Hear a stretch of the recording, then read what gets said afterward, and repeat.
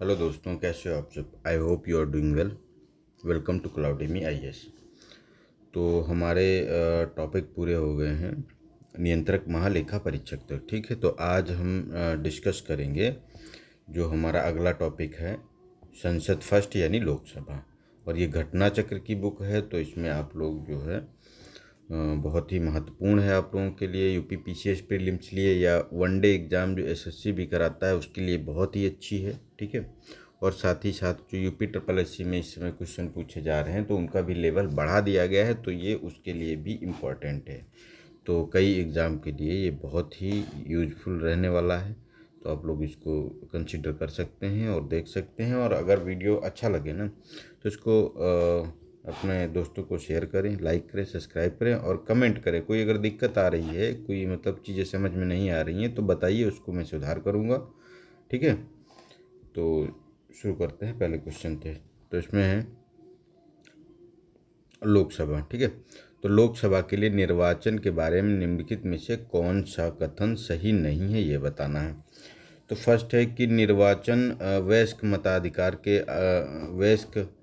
मताधिकार के आधार पर होता है, तो ये हमारा स्टेटमेंट सही है।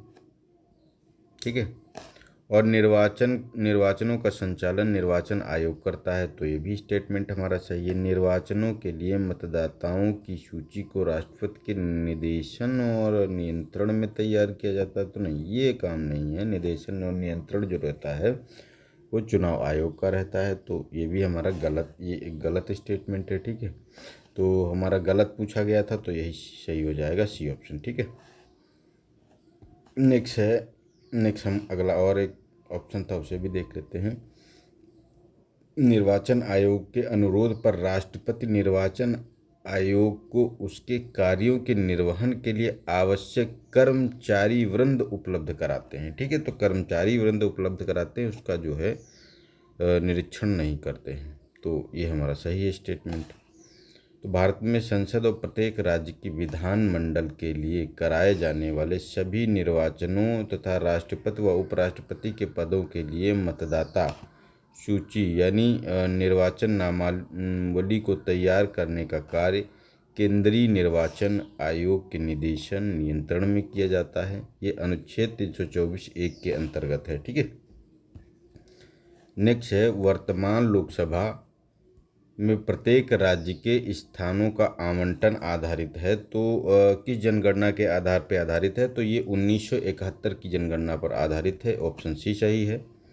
संविधान के अनुच्छेद 81 और अनुच्छेद 82 के अनुसार लोकसभा की सीटों का राज्यों के मध्य बंटवारा 1971 की जनगणना के आधार पर है। यह व्यवस्था 2000 के बाद की पहली जनगणना के प्रासंगिक आंकड़े प्रकाशित होने तक के लिए थी, परंतु 84वें संविधान संशोधन अधिनियम 2001 के द्वारा इसे 2026 के पश्चात की पहली जनगणना के सुसंगत आंकड़े प्रकाशित होने तक संशोधित न किए जाने का प्रावधान किया है।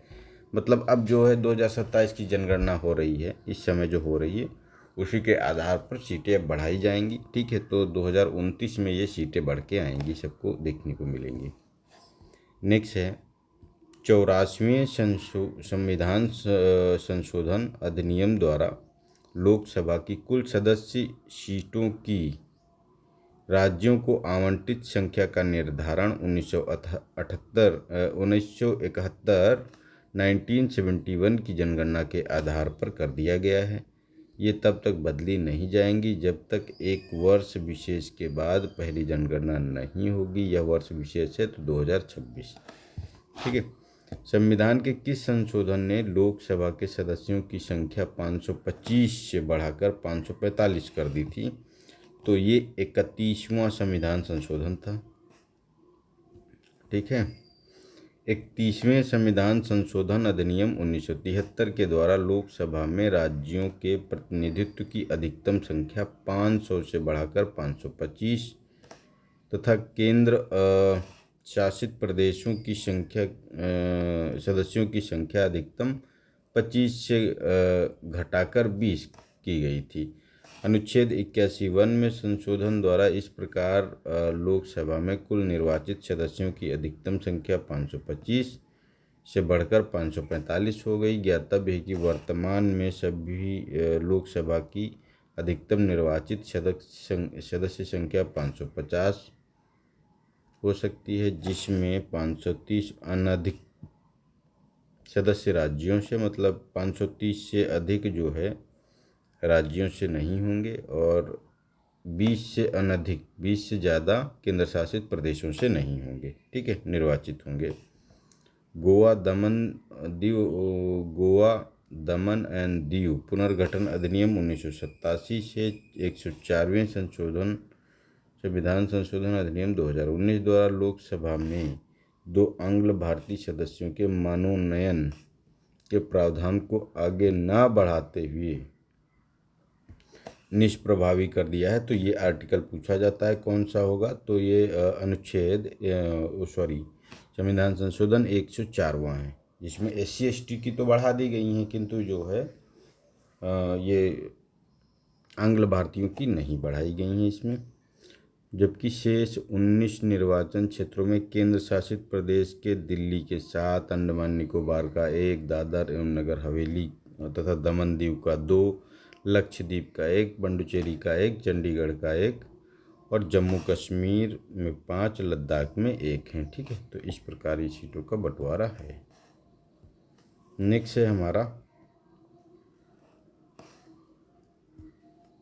लोकसभा में सदस्यों की जो अधिकतम संख्या निर्धारित की गई है, तो ये है 550। लोकसभा में केंद्र शासित प्रदेशों का सर्वाधिक प्रतिनिधित्व कितना हो सकता है, तो सबसे ज़्यादा 20 हो सकता है।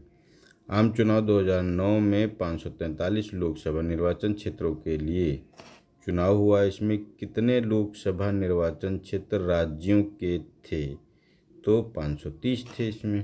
ठीक है, नेक्स्ट आम चुनाव 2009 में 543 लोकसभा निर्वाचन क्षेत्रों में से 530 राज्यों से, 13 संघ राज्य क्षेत्रों से थे। जम्मू और कश्मीर राज्य के 2 संघ राज्य क्षेत्र में परिवर्तन के बाद 524 निर्वाचन क्षेत्र राज्यों से तथा 19 हो गए संघ राज्य क्षेत्र से।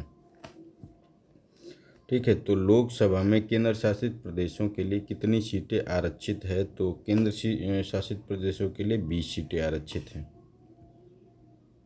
ये ऑप्शन सही है।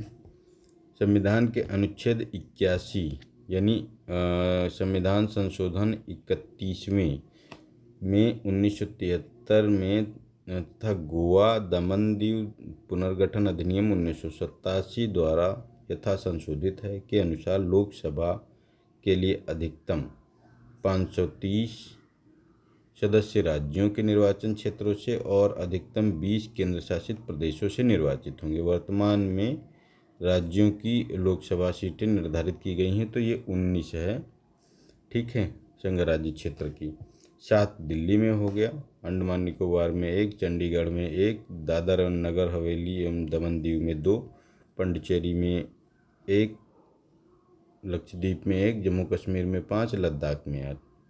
ठीक है, जबकि राज्यसभा में यह निर्धारण 8 है। टोटल राज्यसभा में 8 है, जिसमें आपको दिल्ली में 3, पुडुचेरी की 1, जम्मू कश्मीर की 4। ठीक है, नेक्स्ट है निम्नलिखित राज्यों में से अनुसूचित जनजातियों के लिए लोकसभा में स्थान आरक्षित नहीं है। तो किस लोकसभा में नहीं है, तो ये केरल और तमिलनाडु में। ये ऑप्शन सही है। प्रश्न विधि में अग्रांकित क्षेत्र और संघ राज्य क्षेत्रों में अनुसूचित जातियों जनजातियों के लिए लोकसभा में स्थान आरक्षित नहीं थे। अरुणाचल प्रदेश, बिहार, गोवा, हरियाणा, हिमाचल प्रदेश, जम्मू कश्मीर, कर्नाटक, केरल, मेघालय, नागालैंड, पंजाब, सिक्किम, तमिलनाडु, उत्तराखंड, उत्तर प्रदेश राज्यों में उत्तर प्रदेश तथा दादर एवं नगर हवेली, लक्षद्वीप के अतिरिक्त अन्य संघ राज्य क्षेत्रों में वर्ष 2008 के परिसीमन के बाद कर्नाटक और मेघालय में अनुसूचित जनजातियों के लिए लोकसभा में स्थान आरक्षित हैं। अनुसूचित जातियों के लिए कर्नाटक और मेघालय जबकि शेष उपयुक्त राज्यों और संघ राज्य क्षेत्रों में पूर्व स्थिति है। इस प्रकार विकल्प ए मानना सही उत्तर है। वर्तमान में अनुसूचित जातियों के लिए लोकसभा में अरुणाचल प्रदेश, गोवा, मणिपुर, मेघालय, मिजोरम, नागालैंड, सिक्किम, त्रिपुरा राज्यों में तथा दिल्ली को छोड़कर अन्य सभी संघ राज्य क्षेत्र जम्मू और कश्मीर में स्थान आरक्षित नहीं है। ठीक है, तो इन सभी को छोड़ के और किसी भी राज्य में थे नहीं उस समय। ये जो क्वेश्चन उस समय का था ना, तो केरल तमिलनाडु कर दिया गया। तो ये अब उपयुक्त देखा जाए तो इस समय वो भी गलत है। ठीक है, इसको जो है हम गलत मान सकते हैं, तो इसको कंसिडर नहीं करना। इस टाइप के क्वेश्चन वैसे भी नहीं पूछे जाते हैं बहुत ज़्यादा। नेक्स्ट है, निम्नलिखित संघ राज्य क्षेत्रों में लोकसभा में अनुसूचित जाति तथा अनुसूचित जनजाति के लिए आरक्षण नहीं है, तो अरुणाचल प्रदेश और जम्मू कश्मीर में नहीं है। यदि किसी राज्य के लिए लोकसभा के स्थानों का आवंटित संख्या 42 हो तो राज्य के अनुसूचित जातियों हेतु आरक्षित स्थानों की संख्या क्या होगी? तो इसमें देखो ये कोई भी ऑप्शन इसमें सही नहीं दी। तो इसमें कोई फिक्स आंकड़ा नहीं होता। इसमें होता है कि जितनी जनसंख्या है, कुल जनसंख्या, और उसकी जो अनुसूचित जाति की जनसंख्या है राज्य में, उसी के अनुसार लोकसभा में उसको आरक्षित किया जाता है अनुपात में। ठीक है, तो उस हिसाब से कोई भी ऑप्शन सही नहीं है इसमें। ठीक है, तो नीचे हम डिस्क्रिप्शन पढ़ लेते हैं, थोड़ा बड़ा है लेकिन जल्दी से पढ़ेंगे इसको। अनुच्छेद 330(2) के अधीन किसी राज्य या संघ राज्य क्षेत्र में अनुसूचित जाति या अनुसूचित जनजातियों के लिए आरक्षण स्थानों की संख्या का अनुपात लोकसभा में उस राज्य या संघ राज्य क्षेत्र को आवंटित स्थानों की कुल संख्या का वही होगा जो उस राज्य में या संघ राज्य की अनुसूचित जातियों या उस राज्य के भाग में अनुसूचित जनजातियों के जिनके संबंध में स्थान आरक्षित हैं जनसंख्या का अनुपात। ठीक है, तो यही है, जनसंख्या का जो अनुपात होता है उसी अनुपात में ये किया जाता है। बाकी और पढ़ने का कोई मतलब है नहीं। ठीक है, तो जिस अनुपात में होता है उसी अनुपात में, जो अगर इसमें कह दिया जाए कि इतनी जनसंख्या 100 जनसंख्या है कुल टोटल, और उसमें 20 अनुसूचित जाति हैं, अनुसूचित जाति या जनजाति हैं, तो ठीक है, तो इसमें क्या होगा कि अब अगर इसका अनुपात लाएंगे तो ये 0 कट गया, 2:10 हो गया। ठीक, तो इसमें वही दो सीटें आरक्षित हो पाएंगी। यही सब लिखा हुआ है, ज़्यादा पढ़ने का कोई मतलब नहीं है। ठीक है,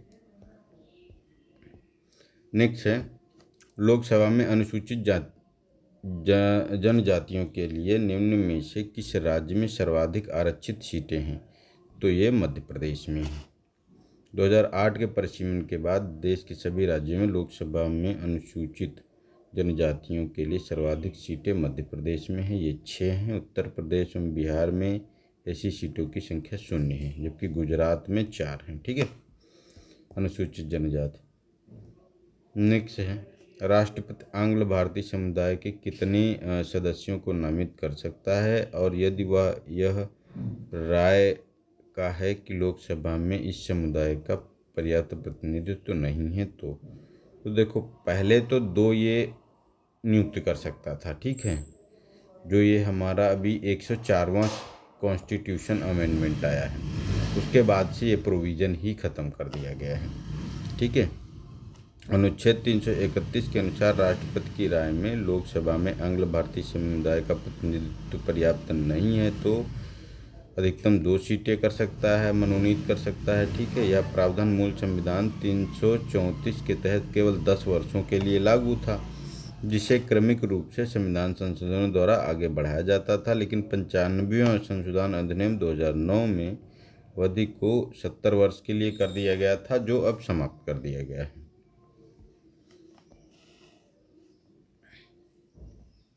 नेक्स्ट है, यही जो मैंने बताया 104वां संविधान संशोधन के द्वारा 2019 में ये 334 में संशोधन कर उसे जो है समाप्त कर दिया गया है। ठीक है, तो अब उसे नहीं बढ़ाया जाएगा, इसे निष्प्रभावी कर दिया गया है। लोकसभा की बैठक समाप्त की जा सकती है तो स्थगन द्वारा हो सकती है, विघटन द्वारा हो सकती है, सत्रावसान द्वारा हो सकती है। तो डी ऑप्शन हमारा चारों सही है। ठीक है, क्योंकि इसमें क्या होता है कि लोकसभा की बैठक स्थगन, सत्रावसान और विघटन द्वारा समाप्त की जा सकती है। स्थगन लोकसभा अध्यक्ष करता है, जबकि सत्रावसान अनुच्छेद 85(2) के तहत और विघटन अनुच्छेद 285(2) खा के तहत, ये का है, ये खा के तहत राष्ट्रपति करता है। तो विघटन और सत्रावसान, स्थगन और सत्रावसान राष्ट्रपति करता है, ये पूछा जाता है। और विघटन जो करता है, स्थगन लोकसभा अध्यक्ष करता है, सत्रावसान और विघटन ये राष्ट्रपति करता है। नेक्स्ट है, निम्न में से कौन लोकसभा के सत्र का अवसान करने के लिए प्राधिकृत है? तो राष्ट्रपति है। लोकसभा का अधिवेशन गठित करने हैं तो गण पूर्ति कोरम कितनी होनी चाहिए? तो इसमें जो गण पूर्ति होती है, सदन के सदस्यों की कुल सदस्य संख्या का 10वां भाग होना चाहिए। ठीक है, तो बी ऑप्शन सही है। अनुच्छेद 100 का 3 क्लॉज के अनुसार लोकसभा या राज्यसभा का कोरम गण पूर्ति कुल सदस्य संख्या का 1/10 भाग होना चाहिए। नियमानुसार मुख्य विपक्षी दल की मान्यता हेतु यही सदस्य संख्या आवश्यक है। ठीक है, नेक्स्ट है, लोकसभा और राज्यसभा में गण पूर्ति संख्या कितनी है? तो 1/10। भारत में किस राज्य का लोकसभा व राज्यसभा में प्रतिनिधित्व सर्वाधिक है?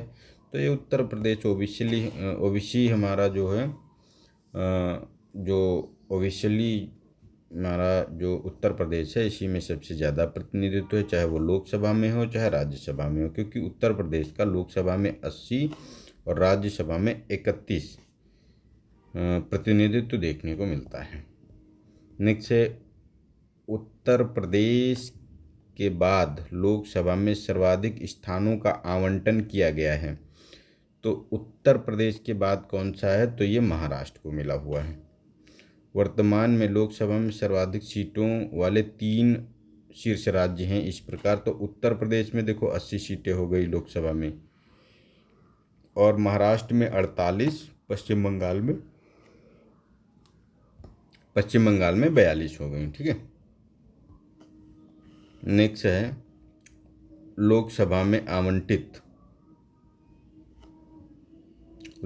में बिहार को आवंटित स्थान निम्न में से किन राज्यों को आवंटित स्थानों का योग हो सकता है? तो बिहार में किन राज्यों का है? तो देखो, जो ऑप्शन में दिए हुए हैं ये चारों ऑप्शन गलत है, क्योंकि इनका जोड़ अभी इस समय वर्तमान में नहीं बन रहा है। ठीक है, क्योंकि 2000 में बिहार के विघटन के पूर्व पर वहाँ लोकसभा सीटों की संख्या 54 थी, लेकिन जब झारखंड अलग हो गया तो 14 सीटें वहाँ से झारखंड को दे दी गई। तो अब जो 40 सीटें बची बिहार के पास। इस प्रकार मध्य प्रदेश में 40 सीटें थी, तो मध्य प्रदेश वाला तो ऑप्शन पहले ही ख़त्म हो गया। ठीक है, छत्तीसगढ़ में 11 सीटें थी, तो ये भी गलत हो गया। 29 सीटें बची, जबकि बिहार में 54 सीटें थी। इस प्रकार 14 असम में थी। तो नीचे हम देख लेते हैं इसको। देखो, वर्तमान में अगर देखा जाए तो उत्तर प्रदेश की 80 और 40 बिहार की हैं। ठीक है, आधी सीटें हैं। तो कहीं भी अगर तमिलनाडु की 39 और नागालैंड की एक जोड़ लिया जाए तो 40 हो सकती हैं। तमिलनाडु की 39, मिजोरम की एक जोड़ लिया जाए तो 40 हो सकती हैं। ठीक है, तमिलनाडु की एक, सिक्किम की एक जोड़ लिया जाए तो हो सकती है। मध्य प्रदेश में अब 29 हैं। ठीक है, और 11 छत्तीसगढ़ की जोड़ ली जाए तो 40 हो जाएंगी। 26 गुजरात की हैं और 14 झारखंड की, तो ये भी हो सकती हैं 40।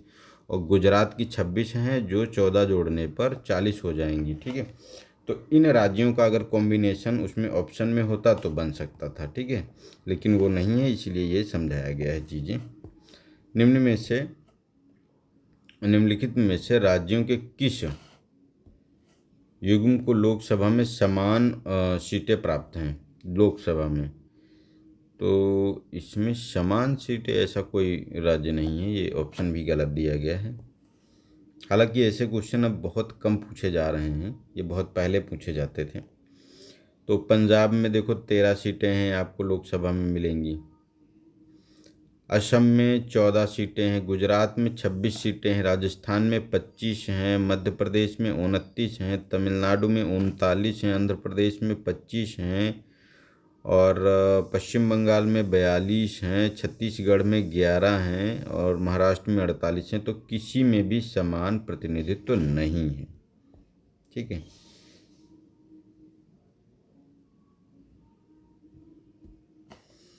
ये आंध्र प्रदेश में 42 लोकसभा सीटें थी जो विभाजन के बाद वहाँ कुल 25 लोकसभा सीटें बची, 17 तेलंगाना। अच्छा, ये पुराना क्वेश्चन है इसीलिए है। तेलंगाना के समय जब 2014 में अलग हो गया था तो ये 42 पश्चिम बंगाल की हैं और 42 ही आंध्र प्रदेश की हो सकती थी। ठीक है, 17 जोड़ दो इसमें अगर तेलंगाना ना अलग हुआ होगा तो इसीलिए क्वेश्चन पूछा गया था। चलो ठीक है। नेक्स्ट है हमारा, निम्नलिखित युग्मों में से कौन सही नहीं है ये बताना है। ठीक है, तो राज्य है और लोकसभा में स्थान है। तो आंध्र प्रदेश में कितनी है? तो आंध्र प्रदेश में 42। ये 1997 की बात है, अगर 2014 होता तो ये कम हो जाती, तो 25 ही बचती। ठीक है, तो लेकिन जो है अब ये 42 थी। असम में 13 है, पंजाब में 13 है, पश्चिम बंगाल में नहीं, असम में तो नहीं, पंजाब में तो आपको असम में देखने को मिलेंगी 13 सीटें। पंजाब में तो गलत है, पंजाब में नहीं है। पश्चिम बंगाल में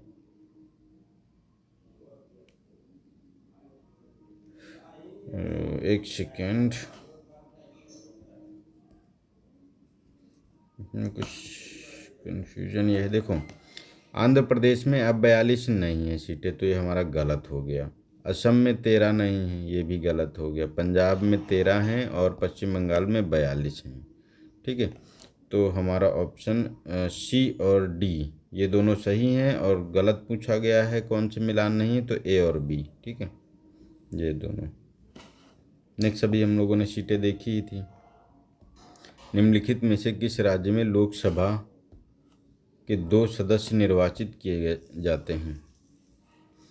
तो ये है त्रिपुरा से। वर्तमान में चंडीगढ़, सिक्किम, मिजोरम, नागालैंड, लद्दाख, पुडुचेरी में लोकसभा की मात्र एक एक सीट है। त्रिपुरा, गोवा, देखो ये देख सकते हो, ऐसे क्वेश्चन पूछे जा सकते हैं क्योंकि ये हैं हमारे ऐसे राज्य जिसमें लोकसभा की केवल एक सीट है। कौन है? पुडुचेरी है, लद्दाख है, नागालैंड है, मिजोरम है, सिक्किम है, चंडीगढ़ है।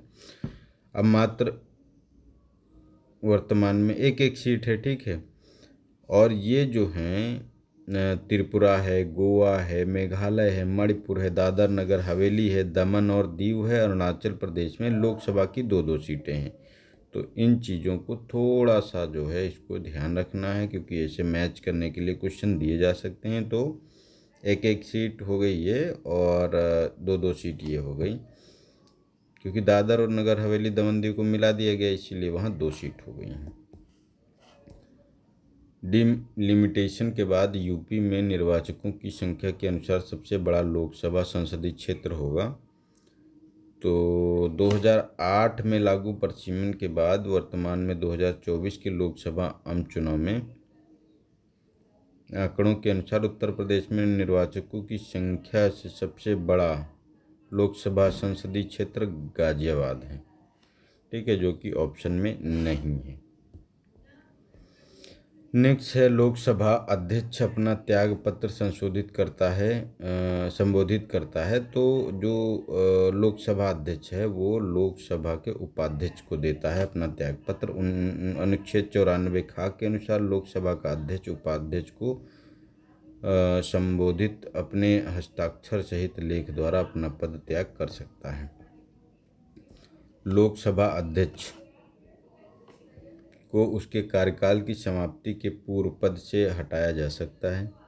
तो यदि लोकसभा इस आशय का प्रस्ताव पारित कर दे तो बी ऑप्शन इसका सही है, क्योंकि अनुच्छेद 94 ख के अनुसार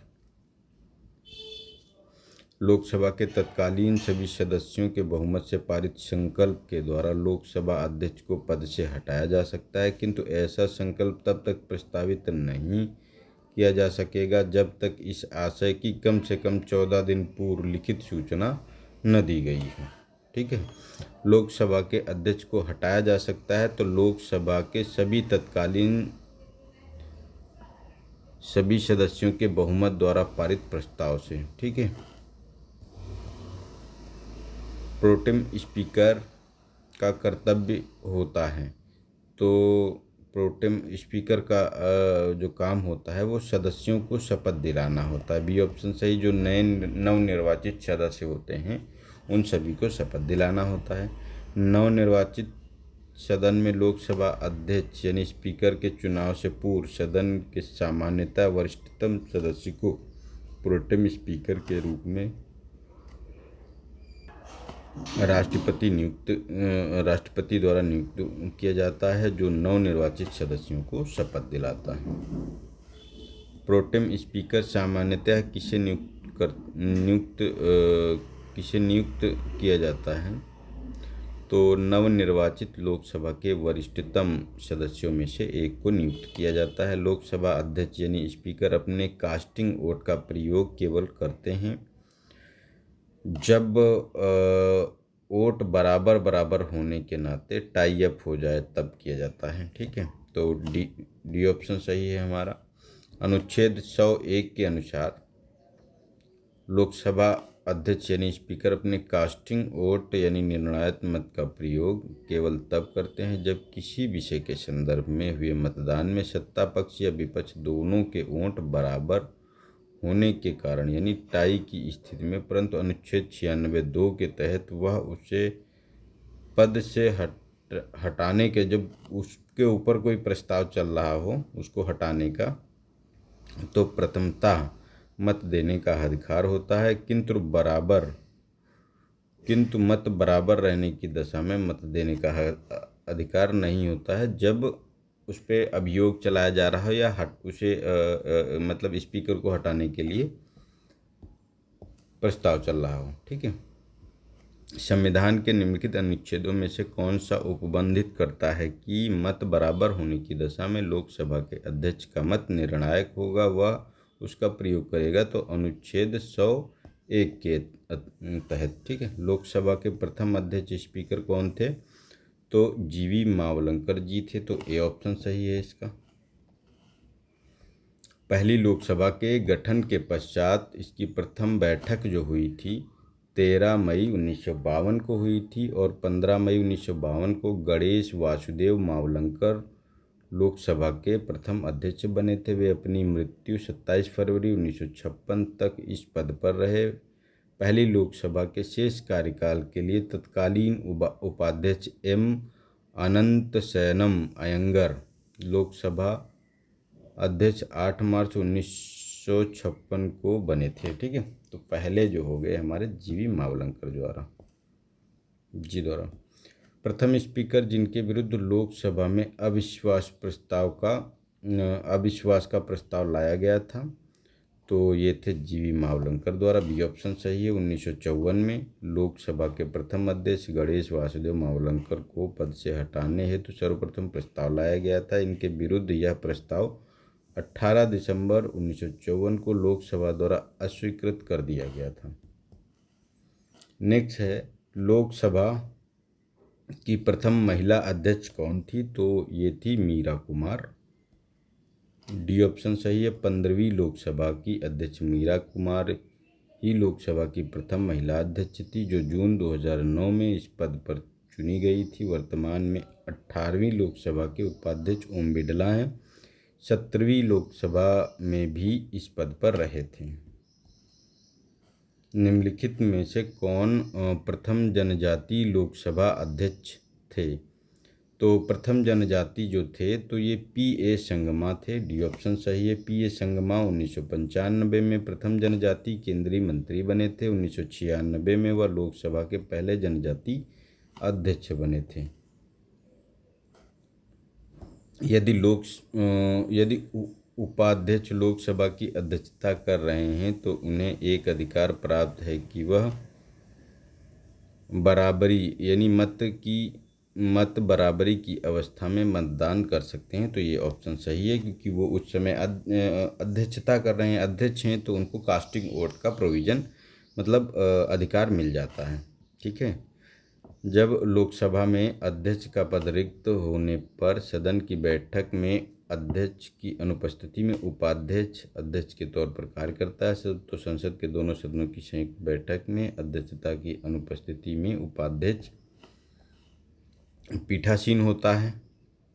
ठीक है। और अध्यक्ष की तरह उपाध्यक्ष भी पीठासीन होता है। तो वह प्रथमता मत नहीं दे सकता, केवल मत बराबरी होने की दशा में मत दे सकता है। इसके अलावा उपाध्यक्ष के रूप में कार्य करते हुए वह लोकसभा के विचार विमर्श में भाग नहीं ले सकता।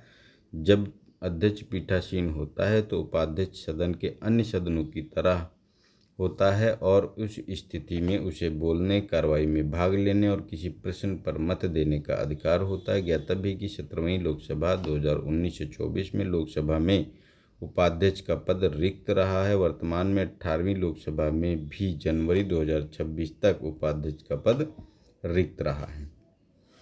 नेक्स्ट है, लोकसभा के अध्यक्ष द्वारा आधिकारिक तौर पर एक राजनीतिक दल अथवा राजनीतिक दलों के गठबंधन को विपक्ष की मान्यता देने हेतु कम से कम होने चाहिए। तो ये लोकसभा की कुल संख्या का 10% होने चाहिए। इसमें कोई भी ऑप्शन सही नहीं है। ठीक है, क्योंकि इसमें 10% होने चाहिए।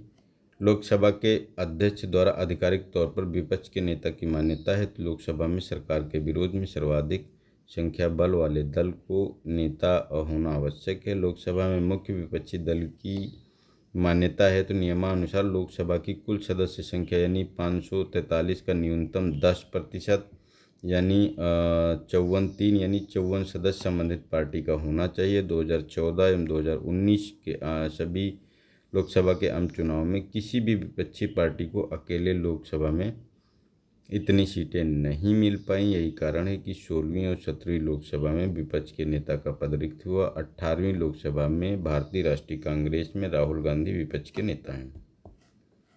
नेक्स्ट है, सूची 1 को सूची 2 से मिलान करना है इसमें। ठीक है, तो इसमें लोकसभा दी हुई हैं और लोकसभा अध्यक्ष है कि कब कौन इसका जो है अध्यक्ष रहा है। ठीक है, तो 11वीं लोकसभा के रहे हैं पीए संगमा। ठीक है, और 12वीं लोकसभा के रहे हैं जीएमसी बाल योगी। ठीक है, और ये 14वीं लोकसभा के जो अध्यक्ष रहे हैं तो 14वीं के रहे हैं सोमनाथ चटर्जी। 15वीं और 17वीं के रहे हैं ओम बिड़ला। ठीक है, तो इस प्रकार हमारा 2 4 3 1 तो हमारा ए वाला ऑप्शन सही हो जाता है इसमें। 11वीं लोकसभा के अध्यक्ष पीए संगमा थे। 12वीं लोकसभा के अध्यक्ष थे जीएमसी बाल योगी। 14वीं लोकसभा के अध्यक्ष थे सोमनाथ चटर्जी और 17वीं लोकसभा के अध्यक्ष हैं ओम बिड़ला। वर्तमान में 18वीं लोकसभा है, इसमें भी ओम बिड़ला है, दूसरा कार्यकाल चल रहा है। ठीक है, नेक्स्ट है, लोकसभा का सचिवालय सीधे नियंत्रित होता है तो किससे नियंत्रित होता है? तो लोकसभा के अध्यक्ष द्वारा नियंत्रित होता है। तो डी ऑप्शन सही है, क्योंकि लोकसभा सचिवालय लोकसभा अध्यक्ष के निर्देश और नियंत्रण में कार्य करता है। सचिवालय के कर्मचारियों पर, सदन के परिसर पर, संसद भवन संपदा पर सर्वोच्च प्राधिकार प्राप्त है। वह अपने इस प्राधिकार का प्रयोग लोकसभा के महासचिव की सहायता से करता है। ठीक है, नेक्स्ट है, संसद के सचिवालय में पदों के संदर्भ में निम्नलिखित में से कौन सा कथन सही है? तो इसमें बताना है। तो इसमें देखो, संसद के प्रत्येक सदन के सचिवालय के लिए सम्मिलित पदों को सृजित किया जाता है, सही है। संसद को अपने किसी भी सदन के सचिवालयी स्टाफ की सेवा शर्तों को विनियमित करने का अधिकार होता है, तो ये भी सही है स्टेटमेंट। तो हमारा डी ऑप्शन सही है, दोनों स्टेटमेंट सही हैं। और देखो 2023 में पूछा गया है, तो इस प्रकार के क्वेश्चन पूछे जाने लगे हैं, तो हमें थोड़ा केयरफुली पढ़ना होगा। ठीक है,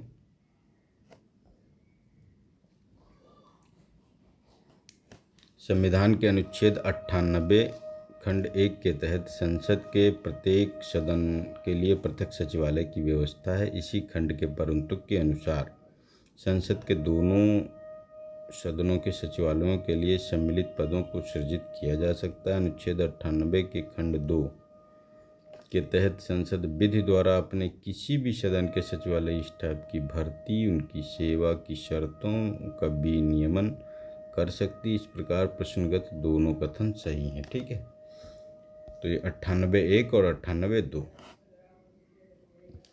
तो आज के लिए इतना ही रखते हैं। अगला वीडियो कल डिस्कस करेंगे, जिसमें राज्यसभा और जो हमारा रहेगा मंत्रालय वाला, वो भी सब डिस्कस कर लेंगे पूरा। ठीक है, तो वरना वीडियो लंबी हो जाती है तो आप लोगों को दिक्कत होती है, तो इसलिए मैं छोटा छोटा वीडियो बनाने की कोशिश कर रहा हूँ। ठीक है, तो आज के लिए इतना ही, और वीडियो अच्छा लगे तो शेयर करना, लाइक करना।